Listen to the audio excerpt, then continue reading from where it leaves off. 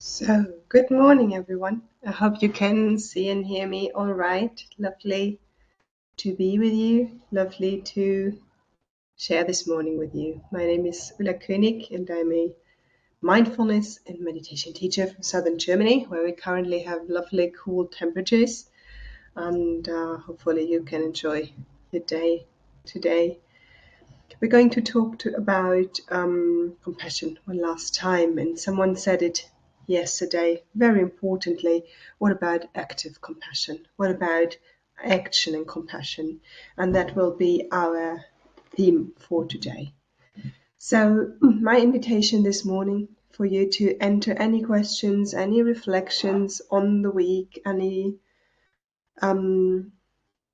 ideas from your practice, anything which you feel which is open into the chat box. And I might either respond at the end of this session after our 20 minutes talk and 20 minutes, more than 20 minutes guided meditation, and or I will respond to it on Circle, and you will definitely get an answer to your questions there. Yeah, if you would like anything which I should address into the chat box, and just as at the end of this week, the kind reminder, or more an invitation, is to share what feels appropriate with you for this week's teaching with Sangha Life, and part of it will be to support myself. And I love this aspect of our sessions in the morning, that there is no price tag on it. You're so warmly welcome, independently of your financial situation. So just come and be nourished, and all kind of positive rippling effects will come to that, to our larger communities, just by listening, just by practicing, just by working with concepts like compassion. So there is a benefit just from coming here, and I deeply appreciate that you spend your time and your energy listening to these morning sessions. And if there is a possibility, just feel free to share something, and share a little. If it's just a little, and we all contribute a little, that would be going a long way to continue these sessions. Okay, so 20 minutes about talking about active compassion this morning, and I tried to keep it short and sweet, and then we shall practice upon that. Yeah. So we spoke about dualities in our perception of compassion before. You might remember this direction duality, where we might have the sense it's either compassion to the other or compassion to the self. And there is another duality we can make up in our perception of compassion. We can say, well, compassion is a very passive thing, a very passive aspect. And we might have, in our sessions this week so far, talked a little bit more about the passive or the receptive aspect of compassion. But yesterday, and thankfully so, Holly mentioned it. I think, what about intervention? What about active, responsive compassion? Saying, yes, absolutely, this has its place too. So when I speak about passive and receptive compassion, what I really mean is a compassion which has its emphasis on seeing, acknowledging, with this big air, the listening aspect, accompanying some stress, some pain, some tension, just accompanying it. Like the image I would maybe use would be like the child falls on its knee, there are some scratches, there is maybe a little blood, but nothing is like nothing needs to be urgently fixed, and what the child needs in that moment is someone who embraces, someone who sees this pain, who acknowledges that pain, saying, oh yeah, honey, that hurt, being held in compassion. That would be the one image.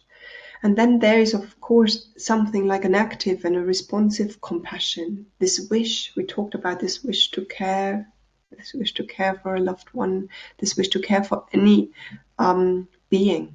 And this wish to care, it will definitely lead, in many cases, to a certain action. And there is nothing wrong with that. It's hands-on compassion, hands-on care in that moment. We have a feeling, we have a feeling, and that's a good intuition, that certain things do not have to be this way. Whether we think in the small, where we look at our families, where we look at our own suffering, all of our practice is sorts of active compassion where I think, oh, it doesn't have to be this way. It does not need to be this way. Maybe it can be a little different. And we do things. We do things, whether we practice just breathing in and breathing out to ground and calm ourselves. That is a form of active compassion. Stabilize the mind, create new neurological pathways. Very active compassion. Or whether we think in the very broad global, where we say climate crisis does not need to be as painful, as much suffering as it will turn out if we don't ask for responsibility in our governments, in the industry, in large parts of the society. It does not need to be this way. And that will be all activism can, all form of healthy, sustainable activism can be called something like active compassion. And there is something beautiful in our heart minds as well, where if we're nourished and well fed and stable and feel safe, the heart naturally wants to give or offer something. Naturally wants to, or spills over, has its talents, has its skills, and wants to bring them to the world. And sometimes in a response to suffering, saying, well, I have something to offer. I have something to support. Let me offer that to the world. So when we look closer, we actually see that this active, doing, responsive compassion and that passive, receptive compassion, they are not dualities. They are just different qualities of action. I would be daring and say these are both actions. Sometimes there's a choice to not change something, not fix something, not contribute something in the doing way. But to make the gift of compassionate presence, just being with it, And that gets underestimated a lot. We get so itchy, we get so agitated in being touched by the suffering of another. We immediately fall into this idea, oh, I have to do something about that. Completely underestimating the potential of being with someone, offering, holding the space for someone, has immense power. But we might tell ourselves, that to say that is not enough, I need to do more. And sometimes there is not actually more to do than just being with another. And so we have a feeling I did nothing for him or for her or for them. To say, well, can I be aware that compassionate presence is already something we offer? Because if we have the feeling it's nothing, it's not worth anything, this compassionate presence, we are also impulsively pushed into more. And the question is whether more is always better. So this all healthy action comes from a certain amount of groundedness, calm, coolness, clarity. And then it dissolves this duality, because in this calmness, groundedness, coolness, the wisdom can start to operate and actually ask what kind of compassionate action is appropriate right now. Is there really something to do, or am I driven by fear? Am I driven by irritation? Am I driven by not wanting to feel something and therefore I go into action? So I can't overemphasize the importance of grounding, calming, and soothing ourselves when being in touch with suffering and trying to find ways to deal with it. That is like key to skillful, wise action. Now, I would say there is a time for both, for the passive and receptive compassion as much as for the active compassion in our lives. And as much as anything was fluent about compassion this week, this working between the different activity of compassion is as well very fluent, very fluent. And only if we get stuck in one of these aspects, I always have to do something, or I always am passive with compassion, then it starts to be unhelpful. Compassion then can become really unhelpful. And I want to mention a couple of ways in which compassion can be unhelpful. So if we have a passive compassion, which is receptive, which is tuning in, which is listening, that can lead over time to a habitual enduring, just enduring challenges. Yeah. Just enduring my own challenges, just enduring or accompanying the endurance of another. Yeah. And it might actually foster cycles, repetitive cycles of suffering. Yeah. There is the suffering of our own or that of another. It gets soothed and tranquil by a little compassion, and then comes, and as soon as that there is enough tranquil, the pattern repeats which led to the suffering, and there's more suffering. Yeah, compassion soothes it down, cools it, and same starts again. Yeah, and that is not onward leading, as the Buddha said. There is some insight not seen. There is something not understood in this circle of suffering, because what compassion wants to do, it wants to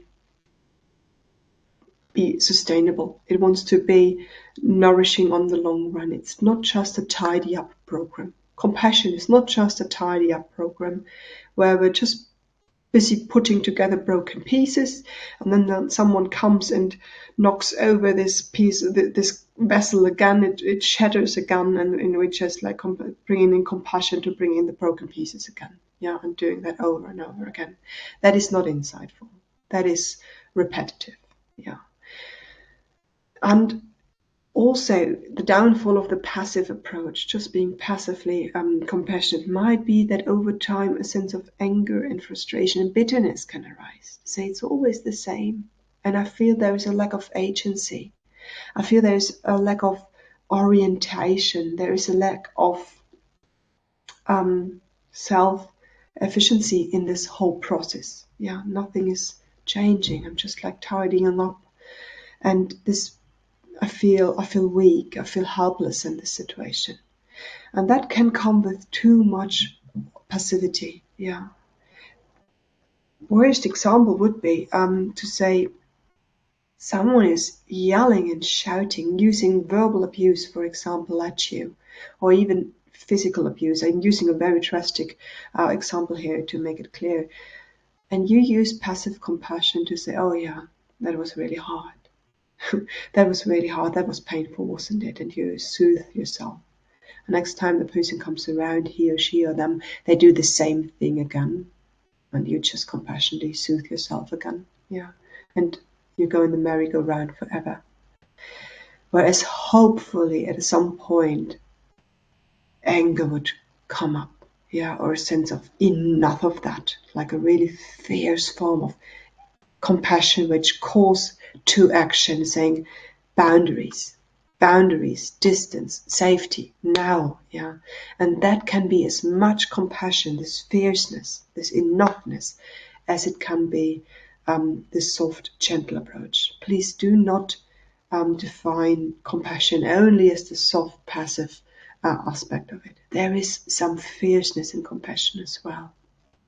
And this fierceness, we might sometimes confuse it for anger. Yeah. Or anger even. I have no problem with anger, really don't. What I find tricky is that there's such fierce compassion and anger can overspill into aggression where we then use pressure and then we use harmful action to safeguard. Yeah. But actually in the anger there is often a fierce compassion for boundaries and needs, whether they are on our own or them of another, doesn't care. I know that fierce anger with my children at times when I see that someone has treated them in an unfair way. Some fierceness can come up there, and my daughter then says, "Oh, you're like a lioness now." I say, "Yeah, I'm going to eat someone." Of course, I don't, but I see how liberating that can be to the children to say it's okay to keep in mind these needs and these boundaries. Just by being a compassionate person, I don't need to forget about them. I don't sacrifice them, as we said yesterday. And if you remember a session we had, I think 1.5 years ago, on anger, there was this differentiation between fierce compassion, which might feel like or is anger, and aggression. Two totally different things. Yeah. But then an active approach can have its downfalls as well. Yeah, we might actually hide a little in the active approach. We might get very busy doing something about the suffering and doing something. And the suffering is not yet resolved, so we keep doing something, anything really. Let me do anything because I don't want to feel. Yeah, I don't want to feel, I can't stand this feeling, so I keep doing, I keep myself busy.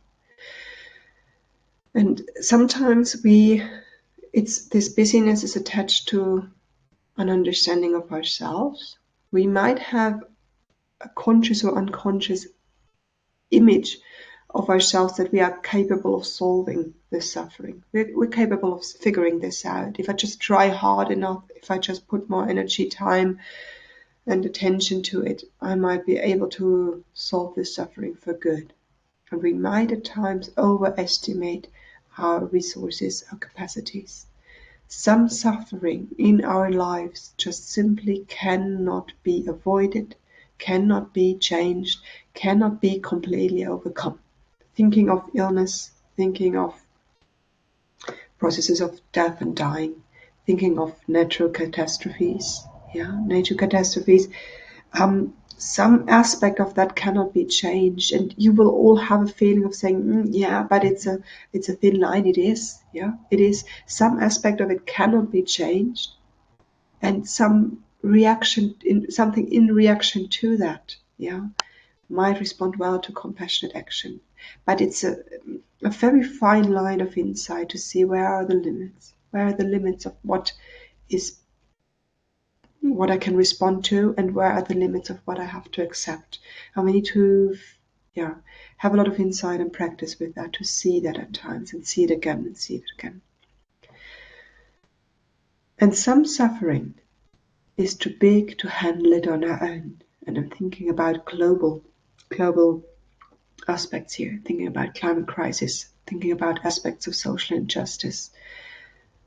When we notice how big some suffering is, how global some suffering is, it can throw us into overwork, overexhaustion, overwhelm, and deep feelings of helplessness. I had personally had that with climate crisis for a long time, where I thought, well, I could sacrifice all my energy and all my time and all my heart to that, and most probably it would not make a big change.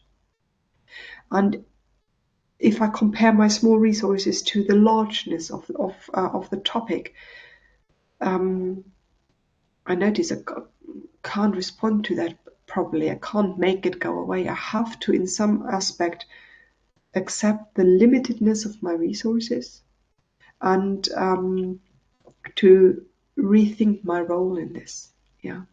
And my image was, which helped me a lot to deal with it, to say I'm but one small little wheel. I'm but one small little contributor in dealing with this suffering. And I need the larger Sangha, whether it's a Buddhist or meditative Sangha, or whether it's an activist Sangha. I need the Sangha, and I need the connection, and I need the trust in the Sangha, that together we contribute, that there is a more than me I can rely on in handling this suffering. And many things are just beyond our control, and that is something else we need to accept sometimes in order to not get stuck in the active approach. What are the things which are beyond my control? For example, that's something we hardly ever accept fully.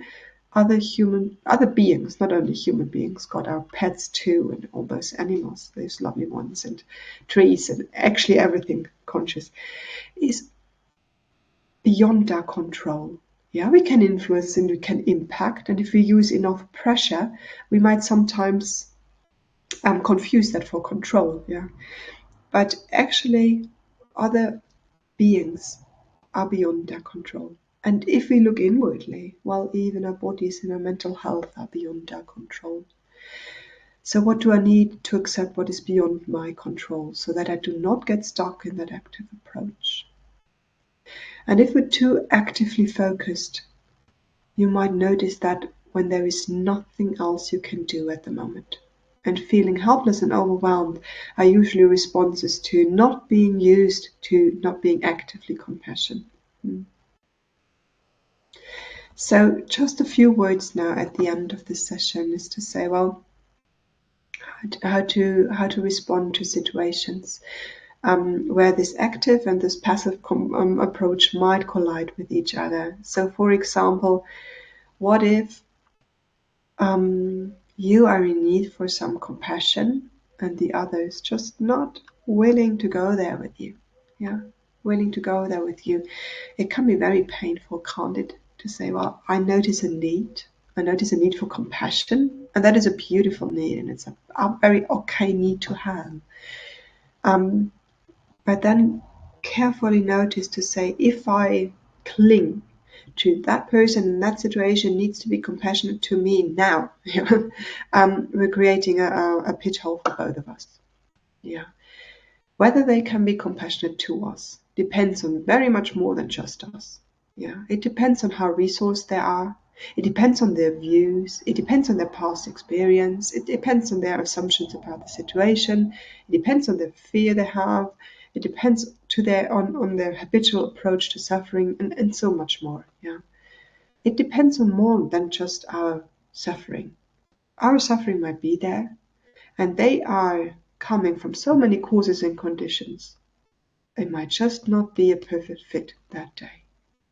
So that does not mean that our need for empathy and compassion is wrong. It might just mean that that person under these circumstances, with this upbringing or these living situations and those habits, is not capable right now. And if I can acknowledge that, for me something happens which is called grieving. It is grieving. It's safe to say it would have been so beautiful if you would have been able to give this to me. And I had this image of you. Yeah, we're carrying along unconsciously a lot of images about ideal relationships or how about things should work.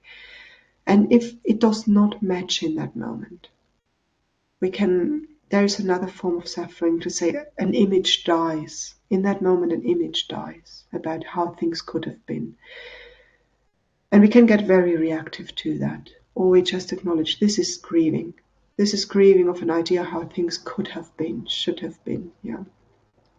And I need myself to grieve a lot. Yeah. All those images and narratives which come up and then I get conscious of because they don't work out. Grieve for them. And then find yourself other ways. You're not helpless at that situation. Yeah. It means to liberate yourself in the moment means to say, I still have this need for empathy and compassion. I let go of you in this situation to be able to give.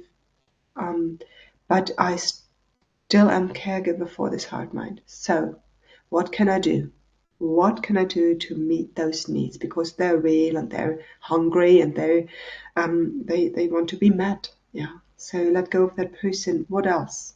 What else do you have available? And open up to other possibilities. And last example, because that has been mentioned, I think yesterday. Sometimes someone gets stuck in passivity, yeah, in lethargy, even in pity, yeah. And we can notice our own impatience grow. And we can notice our demand for change grow. And we feel like pushing them forwards. Yeah. And for me, it's always important to acknowledge that for some reason or other, that person cannot take that step forwards. Yeah. There is a price to pay for them to step forward into action. There is something which needs to be let go of, looked at, needs to be addressed. And they can't do that at the moment. They won't do that at the moment. Yeah, there is a price to pay. Yeah, for change always. And as I said, others are uncontrollable. Yeah, And they're not doing the step even if you push them very hard. So these feelings of frustration and irritation you feel at that moment, they're not something about you being wrong. Yeah, it's not meaning you're not compassionate enough. But that might just be your natural warning system saying that your energy, time, span of attention are limited precious resources. And at the moment, seeing them evaporate, evaporate into space is painful. Yeah, it's painful to care and not to see something change.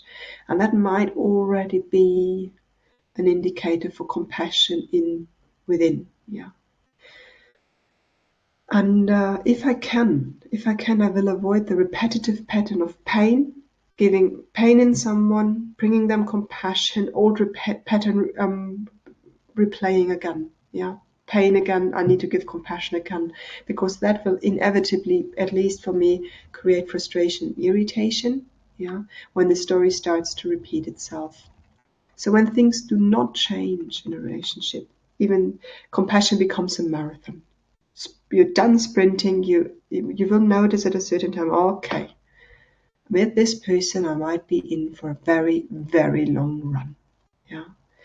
So what do you need to keep your heart open? And that does not mean you can do the same things, you can offer the same amount of empathy, you can offer the same amount of compassion. Because that question rather asks, what do you need? What kind of boundaries do you need? And what kind of needs of yours are important to keep an eye on, so that you can meet that person with a certain openness, at least some basic respect. Yeah, just basic respect over long periods of time. Just some basic respect. And that might change. That boundaries might say, I can only see you once a month, because everything else will lead to my basic friendliness to crumble. Yeah. So if there is not a change and you notice there is a marathon ahead, what boundaries would be important and what needs would be important for you to keep an eye on? And just remember, and that is a beautiful sentence right at the end of our week together, it's okay not to feel compassion all of the time. It's okay. The heart can't be open and soft and tender all of the time. You can fall back and rely on respect and basic kindness. Yeah, you can rely on respect and basic kindness if compassion is not available. Okay, thank you so much for listening this morning. That was longer than I anticipated, and now we're going to practice for a bit longer, and then we shall have a couple of minutes left for your questions. And if I can't respond to any of your questions, please write them anyways, and I will respond to them afterwards. So we shall practice with a little active and a little passive compassion for ourselves this morning. Find yourself a comfortable place to sit or stand or lie down, please.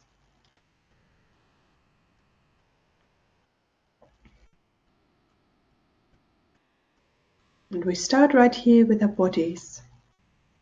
Active compassion for our bodies would mean to find posture. And maybe you can be guided by the sense of care for this body this morning. It might be achy and stiff, it might be sick or depleted of energy, or just okay. So if you shift and move a little, maybe you can give all these movements the intention of caring for the body. What do you need? Let me feel out what you need this morning. Maybe I can give myself permission to lie down.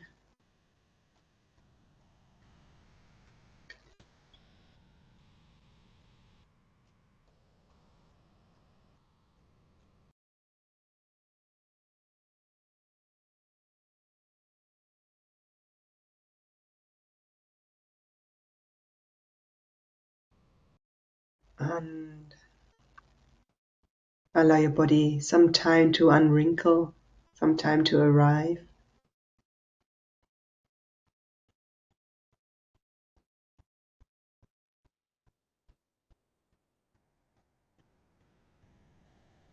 And he really use some movement as form of caretaking for this body. It might not be ready yet to come to full stillness. It actually might benefit a little bit more from some stretching,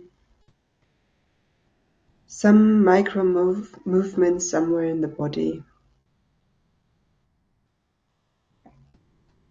maybe even some touch, just a light touch of the fingertips or the hands.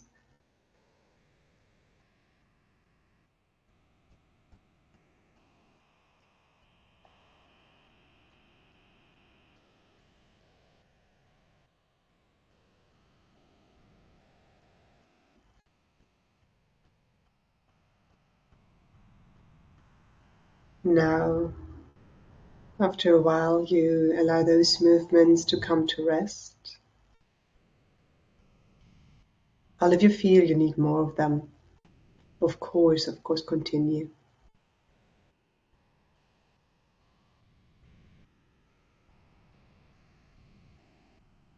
And in this rest, we're going to listen to the body very compassionately, like coming home to a dear one, a loved one, saying, well, I haven't seen them for a day or two, saying, how are you? How are you? Now, all you need to do is to listen to the body's story. Different areas, different parts of the body will tell you their story in a felt sense.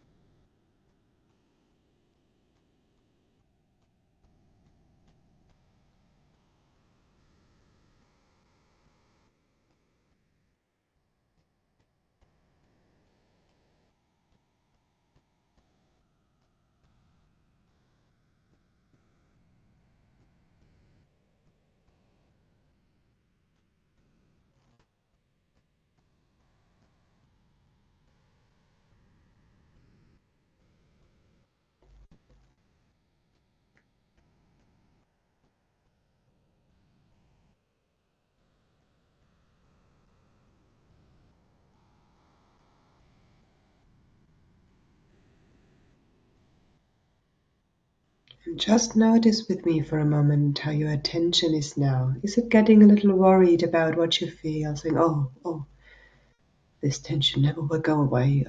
Oh, this is really, really painful, tense. What shall I do about this? Can you notice the worry, the agitation creeping in together with a sense of suffering?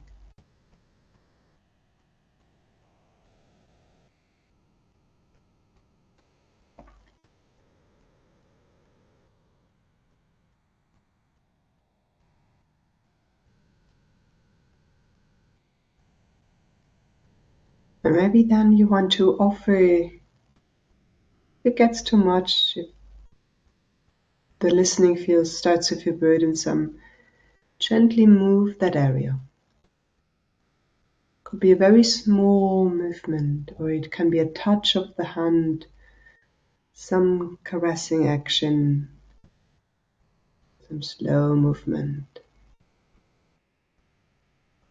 And notice whether this doing something changes your perspective, your quality of being with this.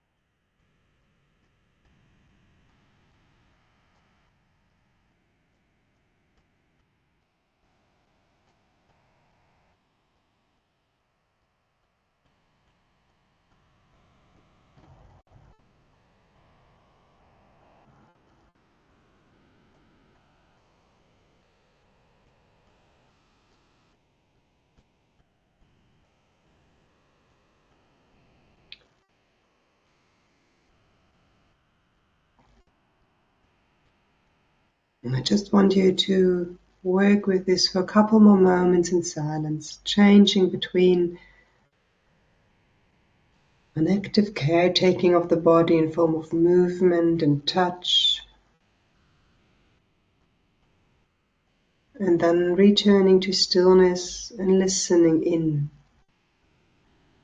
And just see how that changes your perspective on body, maybe on being you, the meditator, how that changes as well.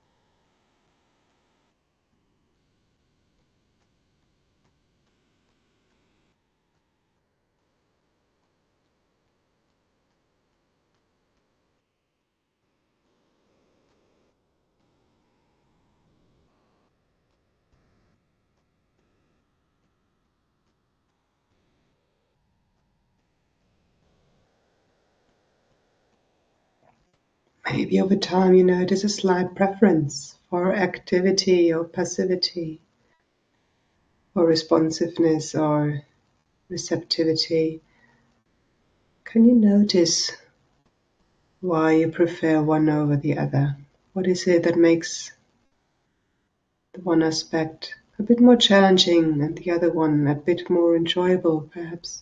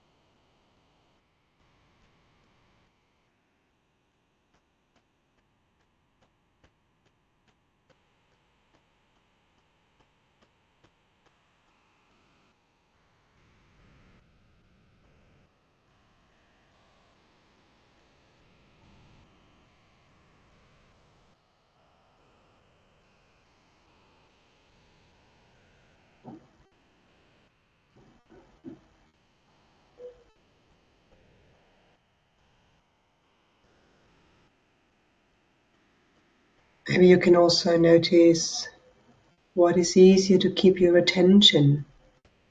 Is it easier to keep the attention when you're actively doing something? And is the attention gone when you become receptive? Or the other way around?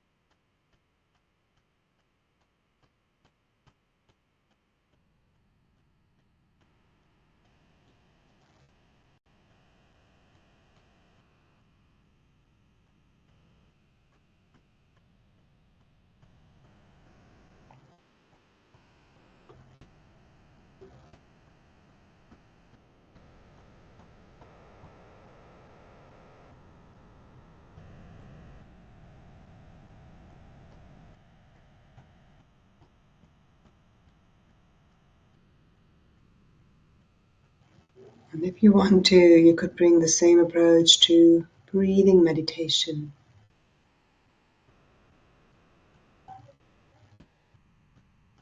Just notice breath showing itself in physical experience somewhere within your body.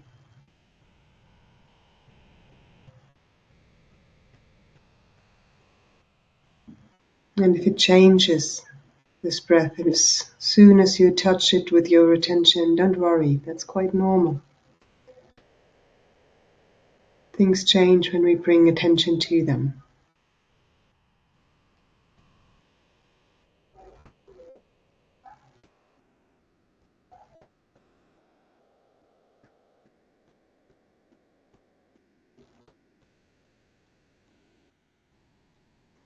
And you could look at the breath like you look at a river, and at some parts it's wild and free and works its way through the landscape. And some parts of the breath might feel like a canal, river put into concrete. And just notice how there are aspects of your breath, maybe in the inhale, maybe in the exhale, which feel quite smooth and free. And others might have aspects of tension, tightness, holding, pressing.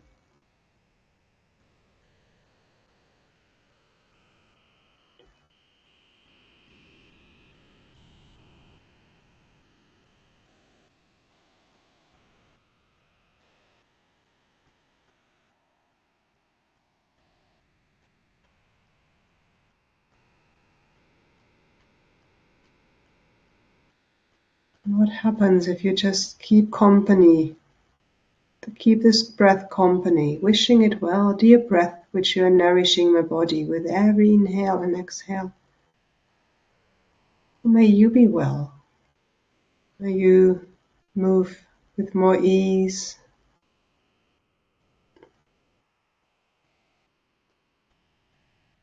with more freedom and agility through the body to do your work, to do your wonderful work.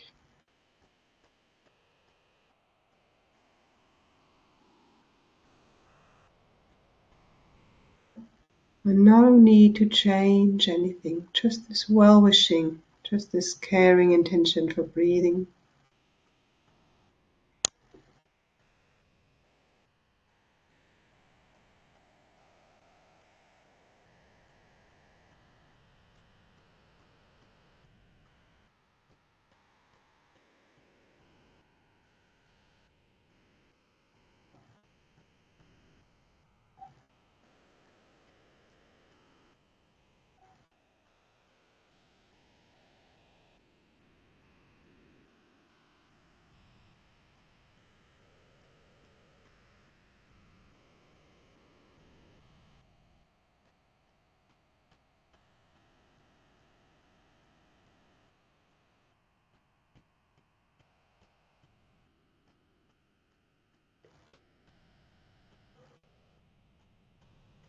And then going to a bit more active approach.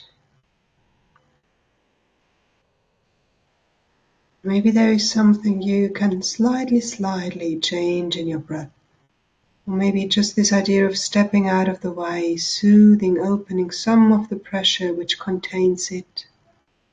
Less pushing, less holding, less effort around the breath. Is it possible somewhere? And even if it's just a split of a second, to do less, to soften.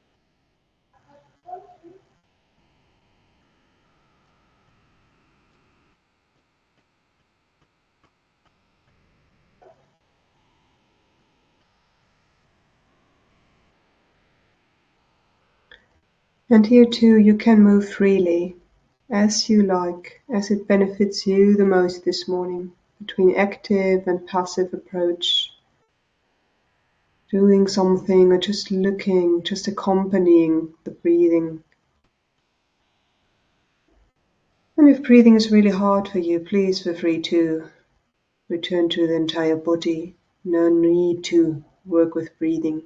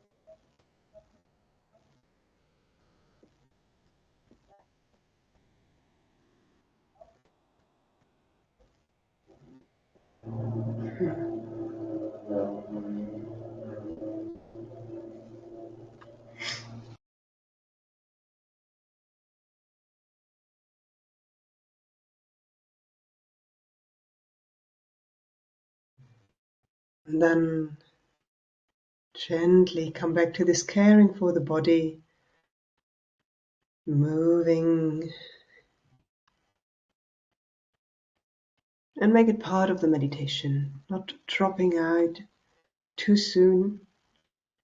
Maybe we can make it a habit to make these stretches and movements we do daily, we do unconsciously so often, to make them part of our compassion practice for the body. Hear the body.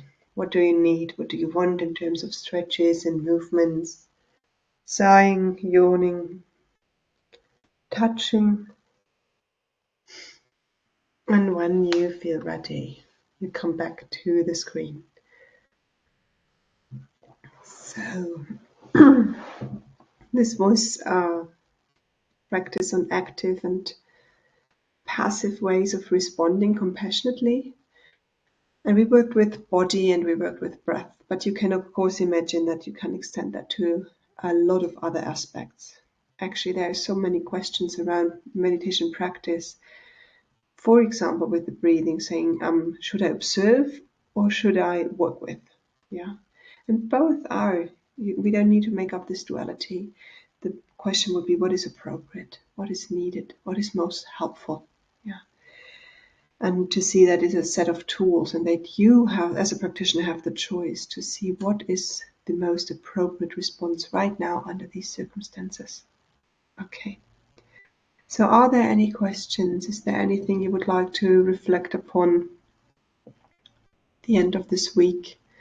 Anything you noticed in your day-to-day life, or any questions upon what was said this week? Is anything missing? And I will just wait for you to respond. And for those of you who asked, I will give most probably in October or November a week of daily life meditation practice where we practice together in the mornings, just right now, a bit shorter, have a midday session and an evening session together. And if you're interested in joining one of those daily life retreats, which accompany you through your everyday life, just make sure you get the newsletter on my homepage, and I will give you all a note when it's starting. And yeah, as you might be typing, the other thing I can mention again is the Sutta study group. It's in English. It's once a month meeting, and we're going to read one sutta a month, one discourse of the Buddha, and explore it in our little group. and you might want to join in for, and I will let you know middle of September the dates and the times for that as well. So, advertisement ended. Anything which you would like to say today?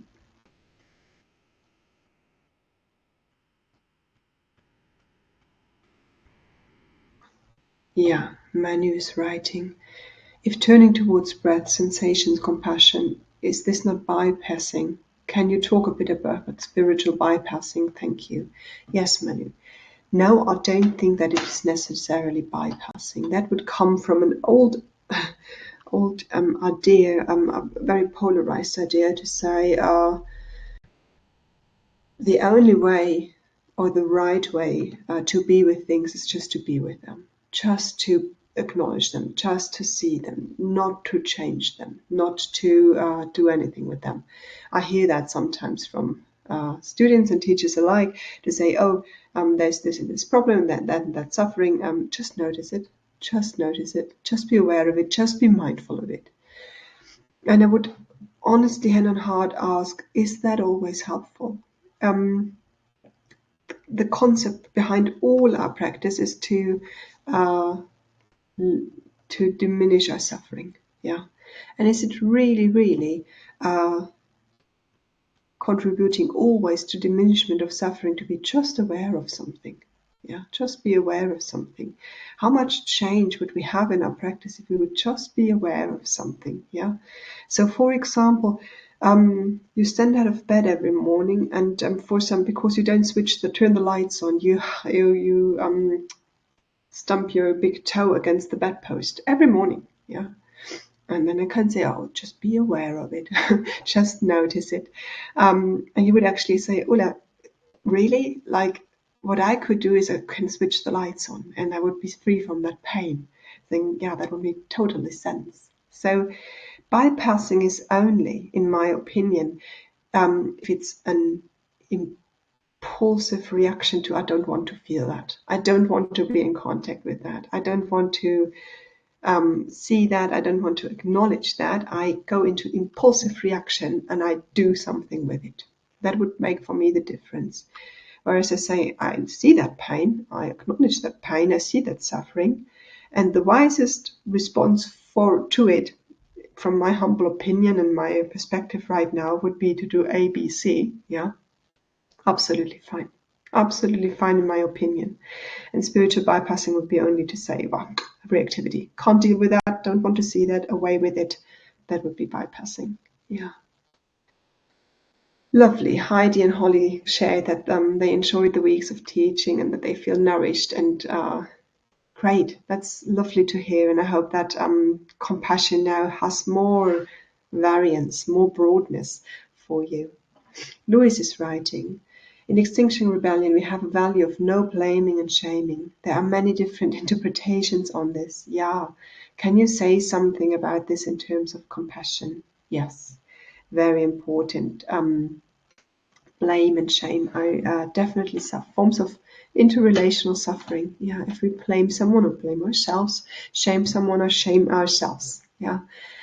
If I look at blame, that is a very narrow window of saying there is a suffering or there's friction or a problem, and I look for someone to put that load upon, saying, okay, you are responsible and that's your fault.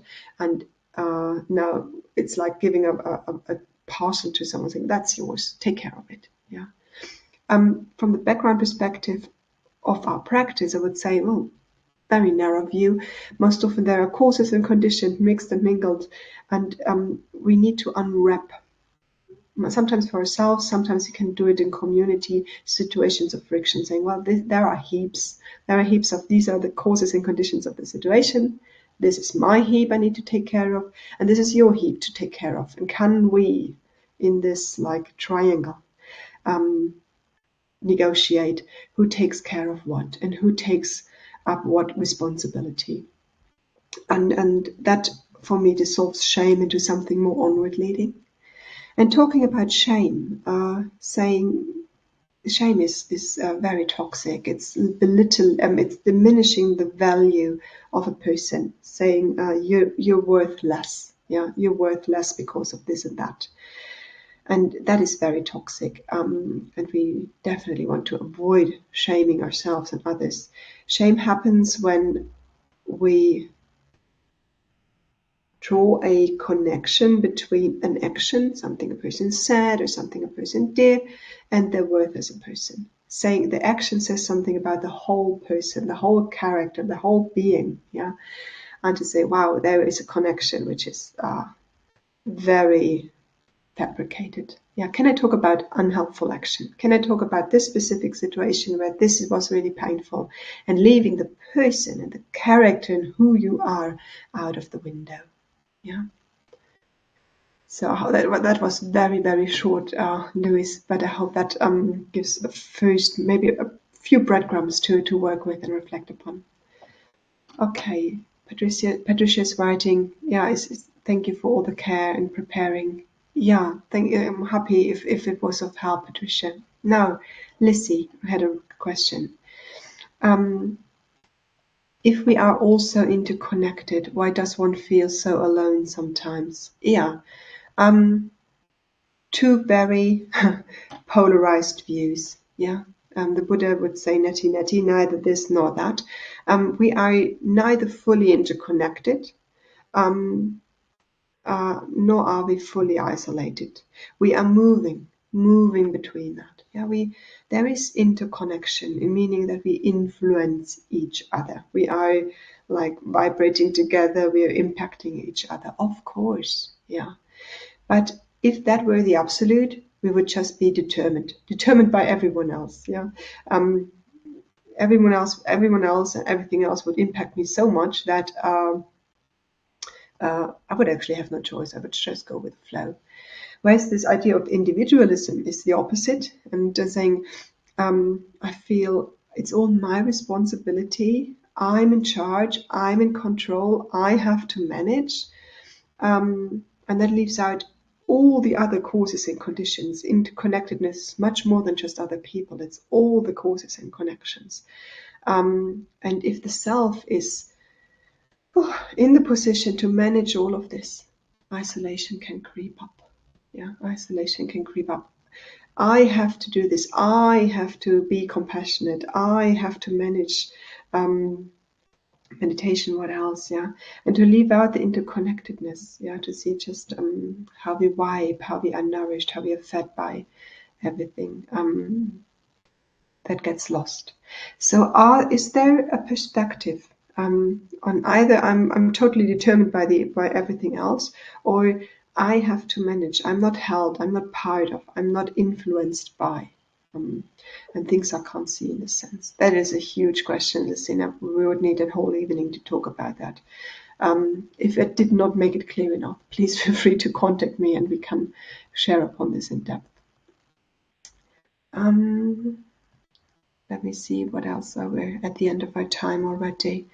Thanks for all your beautiful wishes. And I just answered to David's question, and then we shall say our goodbyes. David said, each day I feel that life is becoming heavier with the burden of compassion, and with it my strength to sustain compassion for myself. Do you have any guidance, as I'm finding it more exhausting to stay on the pathway? Yes, David, thank you.